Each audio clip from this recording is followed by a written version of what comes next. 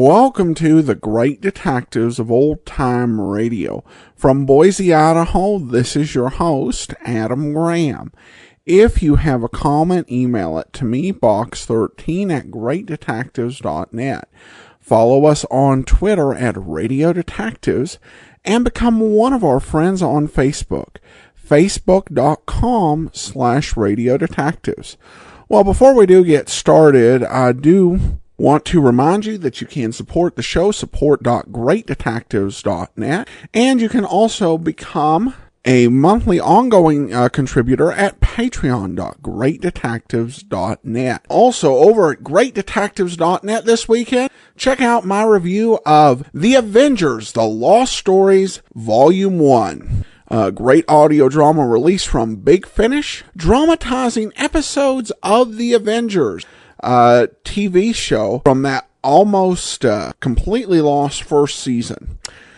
You can check that out again, greatdetectives.net, and you can always have my commentaries delivered automatically to your Kindle. You can try that service out free for 2 weeks. But now it's time for today's episode of Dragnet. The original air date, February 1st, 1951, and the title is The Big Children. Ladies and gentlemen, Fatima Cigarettes is proud to bring you its prize-winning radio program, winner of the Motion Picture Herald Fame Award. The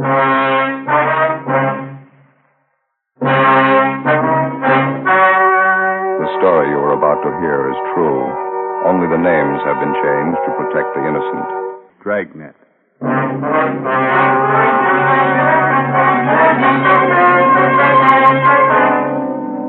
You're a detective sergeant.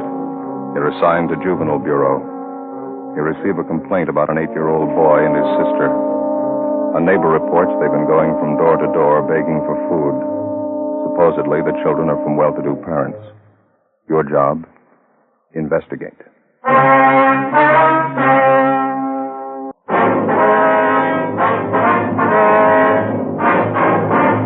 Dragnet, the documented drama of an actual crime. For the next 30 minutes, in cooperation with the Los Angeles Police Department, you will travel step by step on the side of the law through an actual case transcribed from official police files. From beginning to end, from crime to punishment, Dragnet is the story of your police force in action. It was Tuesday, April 27th. It was overcast in Los Angeles. We were working the day watch out at Juvenile Bureau. My partner's Ben Romero. The boss is Captain Kinsling. My name's Friday. I was on the way back from communications, and it was 4:38 p.m. when I got to 1335 Georgia Street, second floor, room 14.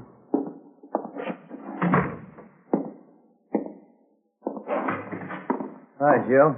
Been waiting long? I was just checking the record. No, I just got here. What's this thing all about? Well, just what I told you on the phone. 7-year-old boy and his sister covering the neighborhood begging food. You ready to go? Yeah, let me put this away first. All right.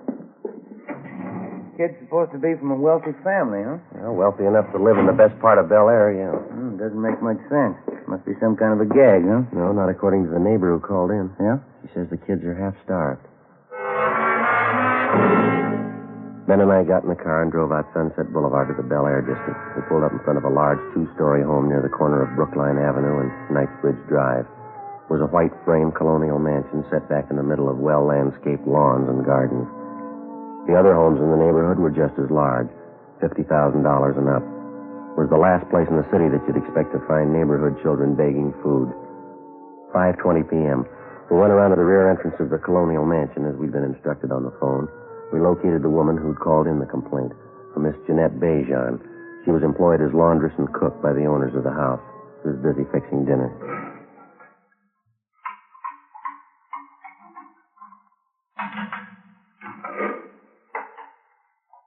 They're from next door, officer. The children. As I explained on the phone, a boy about 7 years, a girl 5 years old, I guess. Which side do they live on, Miss Bejan? The house on the corner? No, the other side. Up here. The brown and white house. Just up the street next door. Mm-hmm. Are the children there now? Do you know that? No, but they were here this afternoon again. Here to the back door asking for something to eat. I don't understand it. Something must be wrong. Well, have they been around often, Miss Bejan? 2 or 3 days, maybe 4 days. First I thought they were fooling, but they were not. I gave them some cookies, sandwiches. They were very hungry. They ate them like they were starving. The little girl saved her cookies. She took them with her.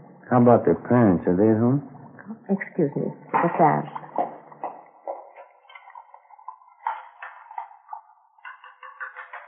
There. That's better. No, I haven't seen the mother the last few days. I understand they are divorced. The mother, she lives there with the children. The father, I don't know. Well, what's their name, do you know? Kessler. Madame, the woman I work for, she says there are 3 children in the Kessler family.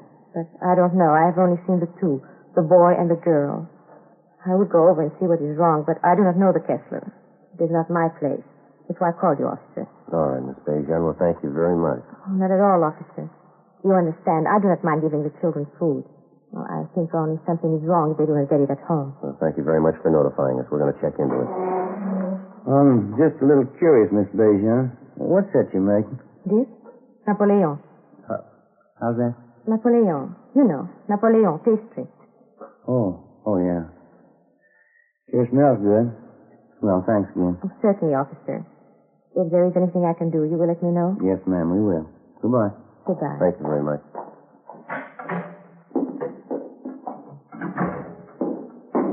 That's a beautiful place. Yeah. Those Swedish women make pretty good cooks, don't they? I don't know. She sounded French to me. Huh?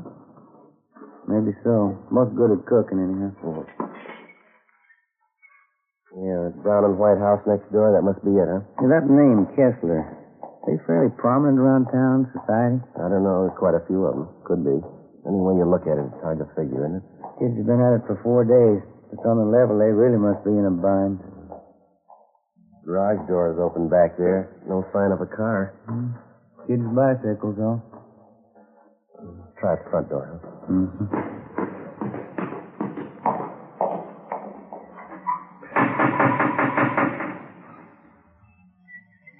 You should better try it again, huh? Yeah.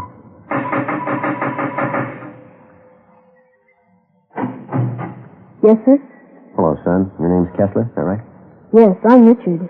My mother's not home right now. Maybe you can come back tomorrow. Well, we're police officers, Richard. If you're not busy, we'd like to talk to you for a minute. Is that all right? Yes, sir. That'd be all right. Would you come in, please? Thank you.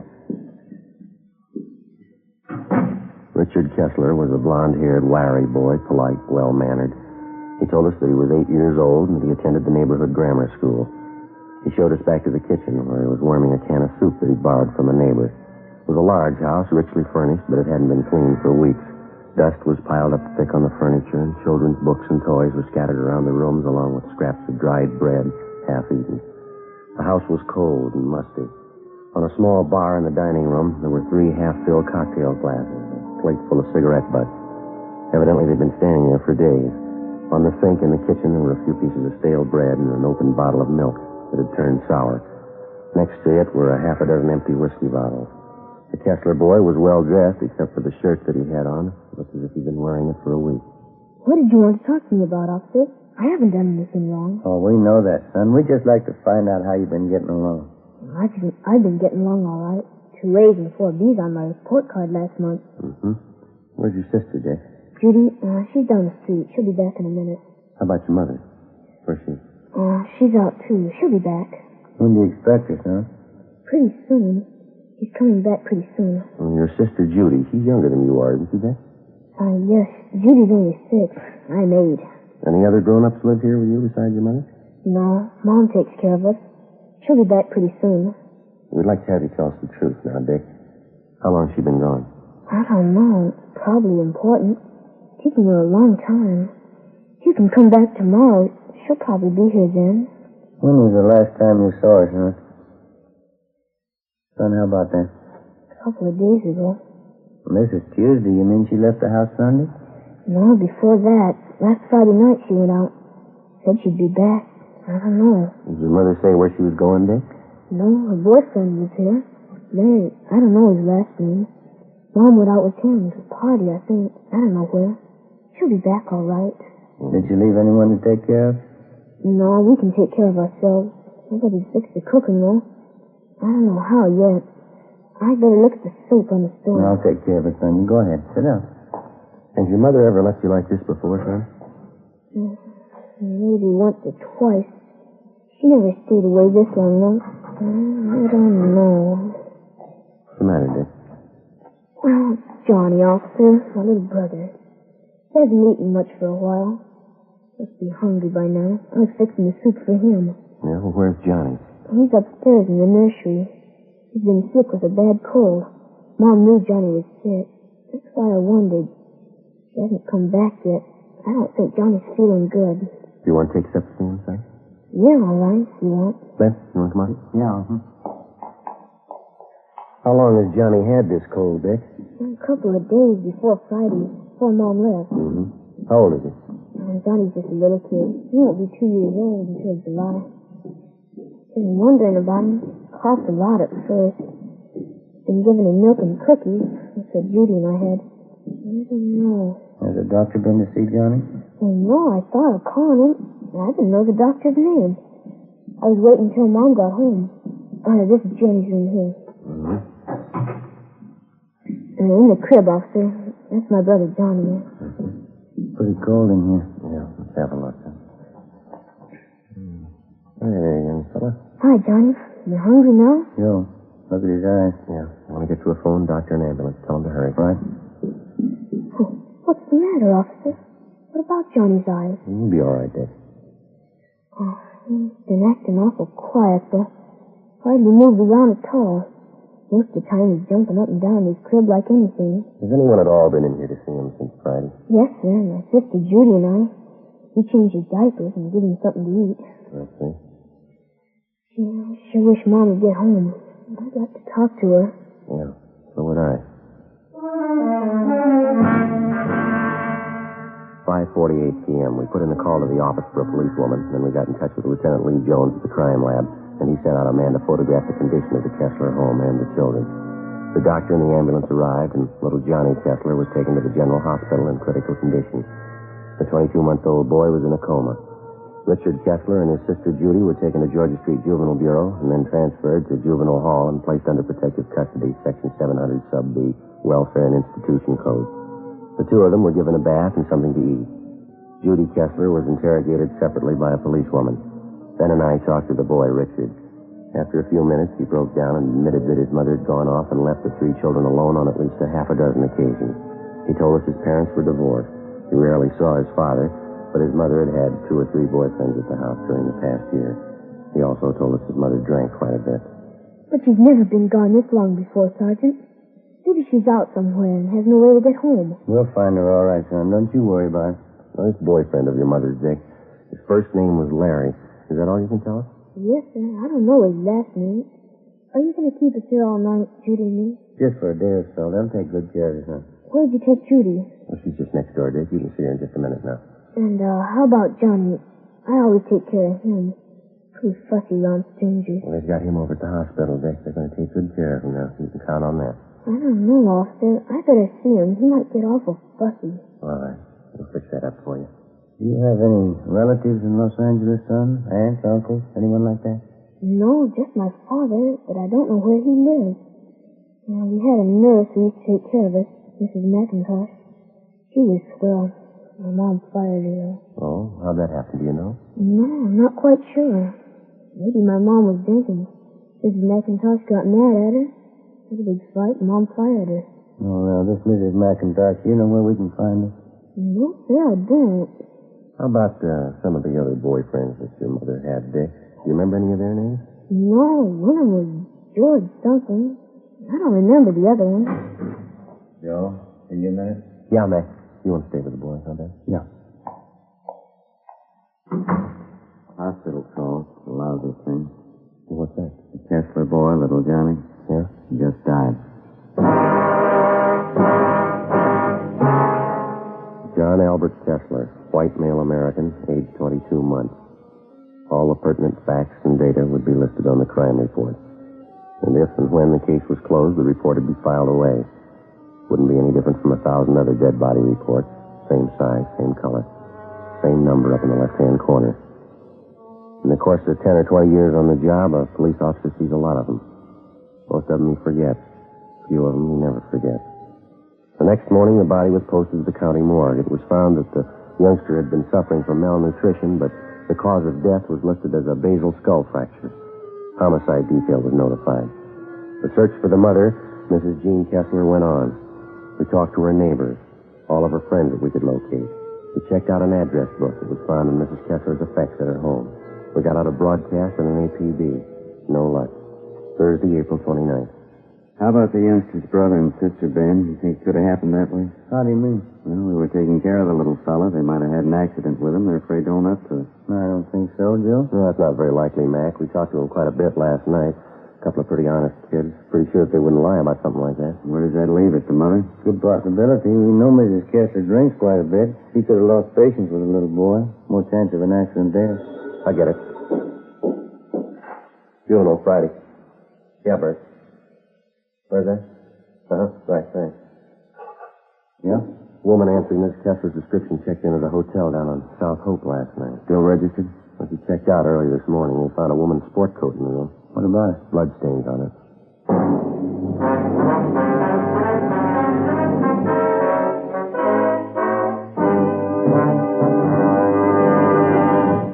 You are listening to Dragnet for the step-by-step solution to tonight's authentic case history.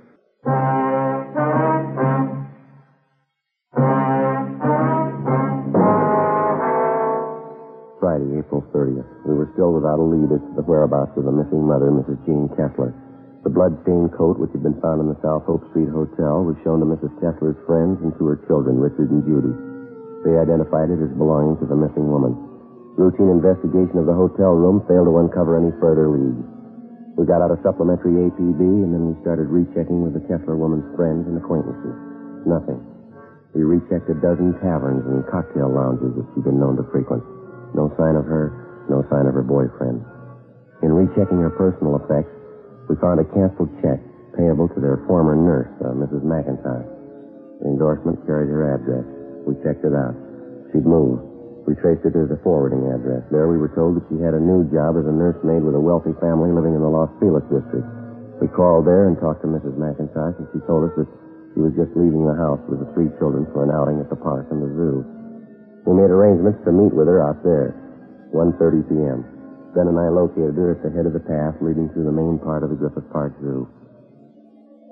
I read about it in the paper, Sergeant, about Johnny. I didn't know you wanted to talk to me. I would have called in if I did. We're still trying to locate the mother, Mrs. McIntosh. Can you help us out there at all?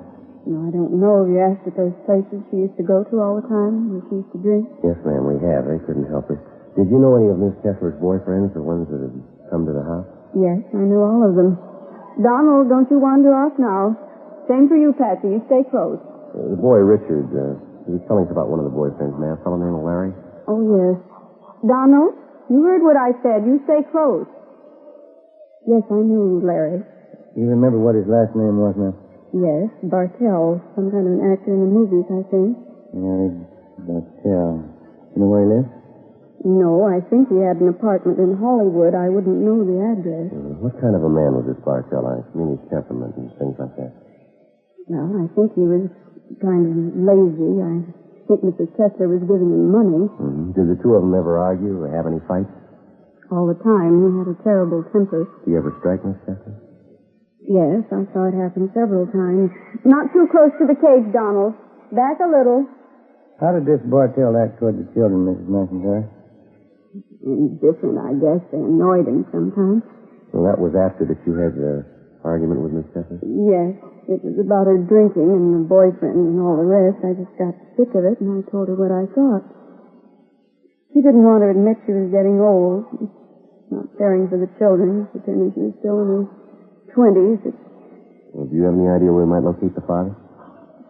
Well, they're divorced, you know. He's the head salesman for a lumber concern downtown. He inherited most of his money. I have the name of the company at home. You can have it if you like. Yes, ma'am. We'd appreciate that. You know, it's the children I feel sorry for. Yes, ma'am. 3 beautiful children. And that poor little Johnny, I just can't understand it. What's that? How could anyone desert a helpless baby like that? We'll ask his mother. Friday, 5 p.m. Mrs. McIntyre called us at the office and gave us the business address of the missing woman's ex-husband, Richard Lane Kessler. We called there, but they told us Kessler was away on a week's vacation. They had no idea where to contact him, but he was expected back in a few days. We called Central Casting and asked them to check their talent list for a bit player by the name of Larry Bartell. They had no such name listed. Saturday, 8 a.m. The Kessler children, Richard and Judy, remained in the custody of juvenile authorities. The search for their mother continued.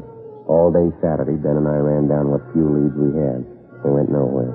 Checks to the morgue, the city hospitals, and the drunk tank at the main jail still failed to turn up the missing woman. We checked again at the different drinking places she used to patronize. No one had seen her. 5:30 p.m. we went back to the office. A lot of mileage today. Yeah, there's not much to show for it. Not going to be much fun for those Kessler kids this Sunday. Why? What do you mean? First Sunday in May. Huh? Mother's Day. Oh, yeah. Hi, Mac. Hi. Got a piece of news for you. Yep. The Kessler woman's boyfriend, Larry Bartell. What about him? He's been located. When he'd seen his name mentioned the previous night in the newspaper stories concerning the case, Larry Bartell had contacted the office to let us know that he didn't consider himself a fugitive. At least that was his story. He'd called just a few minutes before we got back to the office. He left word that he could be found at a Wilshire address all day Sunday. In the meantime, he'd be at the Spotlight Club, the club for theatrical people located in West Hollywood. 6:25 p.m. Ben and I located him at the club back in the billiards room. He was tall, dark-haired, dressed expensively. I told the cop when I called in, you weren't supposed to contact me here. It was important. That little Kessler boy's dead, Bartell. We think that's pretty important. Well, I didn't know anything about that. You didn't have to interrupt me. That's an important man I was playing with. Now, what do you want to know? Where's Miss Kessler? Well, why ask me? I don't know. You're a pretty good friend of hers. You were the last person seen with her. Oh, it was a week ago. We went out to a party last Friday night. I haven't seen her since the following Monday. Last Monday. I'm through with her anyway. What do you mean? I just got sick of her, that's all. Pawing all over me, asking me to marry her. I just got sick of it. It wasn't worth it. You accepted money from her? Just to tide me over. She had plenty of it. Why not? Where'd you last see her? Keep your voices down. I wouldn't like to get around the club. There's a hotel downtown on South Flower. I can give you the address. Were you at another hotel with Miss Kessler last week? Yeah, on South Hope, around 9th Street, I think. Oh, that's where you found a coat, huh? You got an explanation for that? Blood stain? Sure. Crazy day.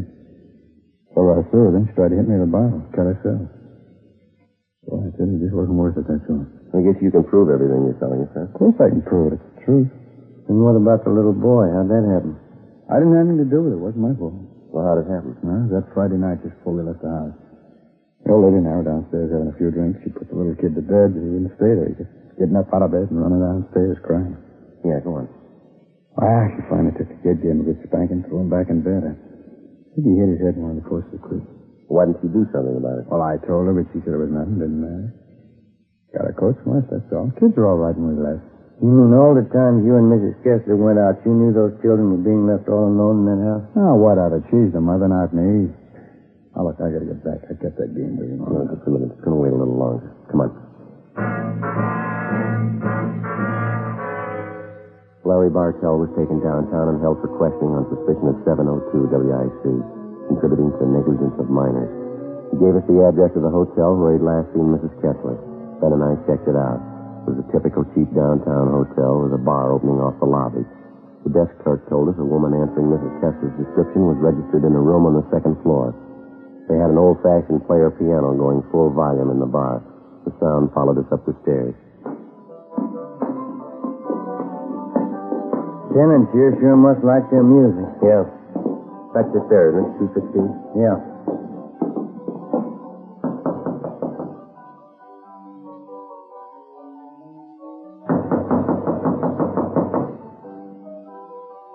You better try it. Yeah. Let's have a look. Who's there? Who is it? You Mrs. Jean Kessler? What is it? Who are you? Police officers would like to talk to you. I haven't done anything. What do you want with me? I want to talk to you about your children, Mrs. Kessler. But I didn't do anything. Johnny was sick, that's all. I didn't do anything. That's not what Bartell says. Larry, have you seen him? Is he coming back to me? You better get up, lady. Get your coat. I gotta have Larry back. He's everything to me. I love him. Is he coming back? You've been gone over a week. Aren't you a little worried about your children? They're all right. I'm too young to spend my life on children. I need Larry. Where is he? See if you can find a coat, will you, Ben? Yeah, all right.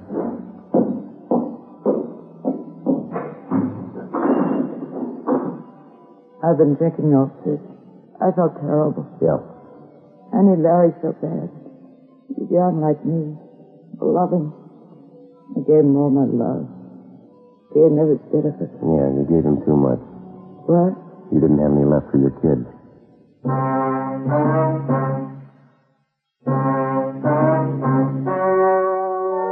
story you have just heard was true. Only the names were changed to protect the innocent. On July 2nd, trial was held in Superior Court, Department 87, City and County of Los Angeles, State of California. In a moment, the results of that trial. Now, here is our star, Jack Webb. Thanks, sir. Ladies and gentlemen, I'd like to take a moment to thank all of you for your very fine response to our program, Dragnet. Since the first show went on the air about a year and a half ago, your cards and letters have been a constant source of encouragement and guidance. In the field of radio presentations, we felt that we were attempting something a little different, and we were not altogether sure that it would meet with your approval. Possibly, we were sure that our approach to this type of presentation was a sound one, but the final approval had to rest with you.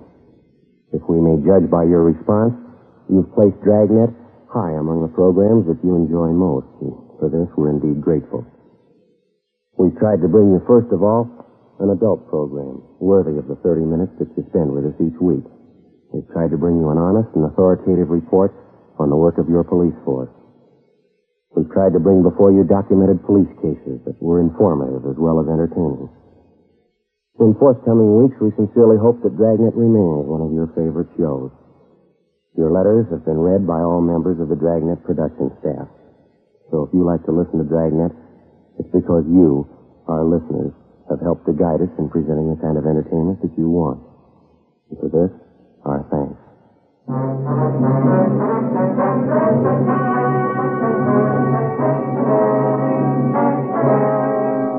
Mrs. Jean Kessler was filed on and found guilty in Superior Court, charge of manslaughter. She was sentenced to 1 year in the county jail and deprived of the custody of her children.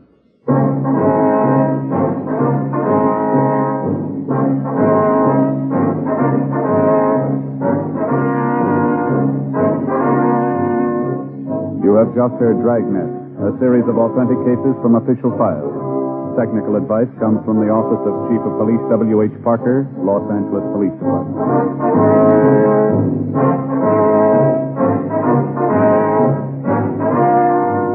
Now stay tuned for Counter Spies. Hi, this is Andrew Rhines from OTRWesterns.com. I currently have a GoFundMe page up, and the whole point of the GoFundMe is to try to get me and my wife to go and see our son graduate from the Army.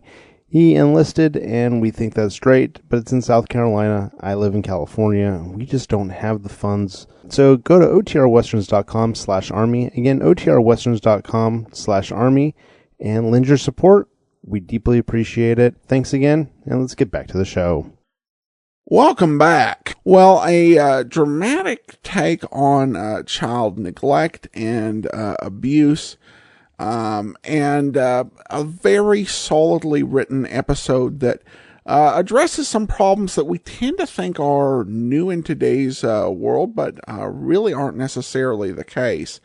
There are a few things kind of interesting about this production. Now, in this episode, you see an example of Jack Webb doing something Jack Johnstone would later do on Johnny Dollar in terms of naming characters closely after somebody he knows. In this case, we have a character in the story named Larry Bartell. And one of Webb's good friends and one of radio's great character actors was an actor named Harry Bartell. So, a somewhat dubious tribute. I'm going to name a character after you, Harry. It's going to be a child-hating boyfriend. What they said about letters was very true.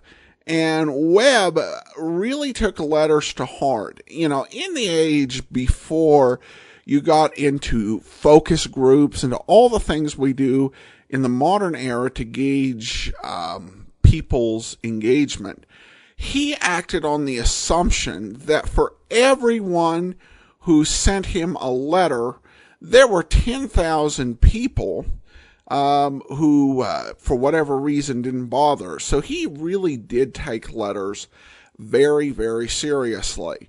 And often made programming changes in light of it. For example, that's why there's only one two-parter on television. Nobody complained about two-parters over the radio, but people complained about it on television enough, so Webb decided just never to do another two-parter on TV. And according to Michael Hade's book, My Name's Friday. All right. Well, listener comments and feedback. And we start with a comment from Haya, who says, while listening to the big dance, I noticed something that I've actually noticed before. Dragnet is very good at all sound effects except gunshots. Gunshots seem to be a problem for other old-time radio shows as well. Nowadays, in movies and on the news, they have a deeper, more reverberating sound than on OTR shows. They sound, to me, a lot like cap guns in the latter case. I don't know why this is, since they can make other sounds that can't easily be replicated in studios, such as cars, sound very realistic. Why are guns different? You know, that is a great question, and I'll be honest that I don't know the answer. It probably has to do with improvements in special effects technology. I do know that oftentimes sound effect men did use prop guns, which perhaps sounded close enough for some purposes, but not as realistic as other methods. If you have any additional insights or know some old-time radio programs where you thought, yeah, the gunshot effects were a lot more effectual, then I'd love to hear from you on that point. Send your email box13@greatdetectives.net. And if you've got an answer, I would love to learn what it is. All right, well, that will do it for today. Join us tomorrow as we kick off our listener support campaign. Then Monday, it's Michael Shane. Next Thursday, The Moonstone. And Saturday, we'll be back here for Dragnet. In the meantime, send your comments to box13@greatdetectives.net. Follow us on Twitter @Radio Detectives and become